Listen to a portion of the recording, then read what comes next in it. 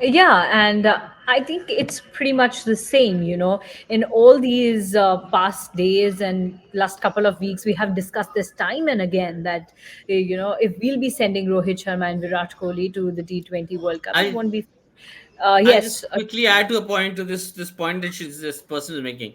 We've not planned anything before 6 months. JB mentioned at the start of this conversation, it's a factory of chaos. That's what Indian cricket is. It keeps producing chaos.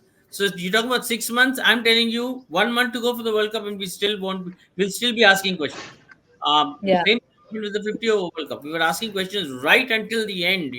Until we saw the squad, which was which turned out to be what it eventually became. Now I'm hopefully thinking that somebody in Indian cricket is thinking right, and that's why some of mm, the right things are also happening, which we saw in the yeah, case of the 50 over World Cup team. Right things were done, right decisions were taken, right calls were taken.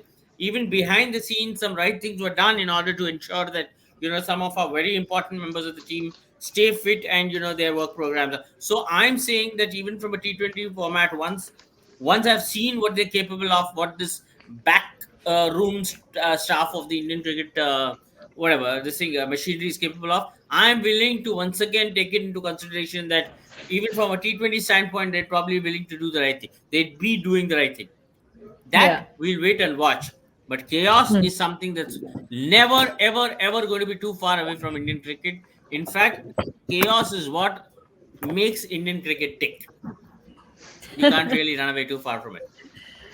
Yeah, and Shini, isn't it obvious? इतना बड़ा board है तो थोड़ा chaos तो साथ साथ में चलता ही रहेगा. क्यों होना चाहिए? नहीं, नहीं नहीं होना होना. चाहिए। नहीं होना चाहिए वो professionalism. What, BCCI is not the only god's blessing to spot anywhere in the world.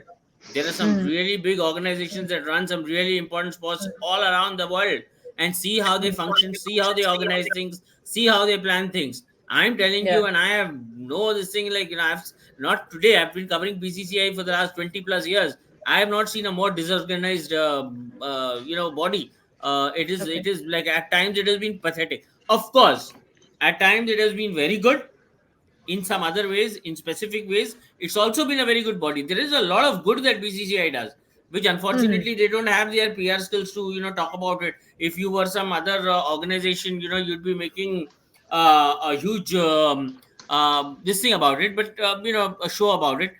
But again, I mean, BCCI is like that. They neither take credit for the little good they do, and obviously they don't come close to kind of talking about the all the bad that they do. So it's an organization which, again, as I said, chaos fuels it. Can it be better? Of course it can be better. It's a very, very in many ways it's a very unprofessional organization. You're talking about IPL. They feel mm, like, I've always said this. You take a lot of pride in saying that we run one of the most professional uh, and biggest sports leagues anywhere in the world, right?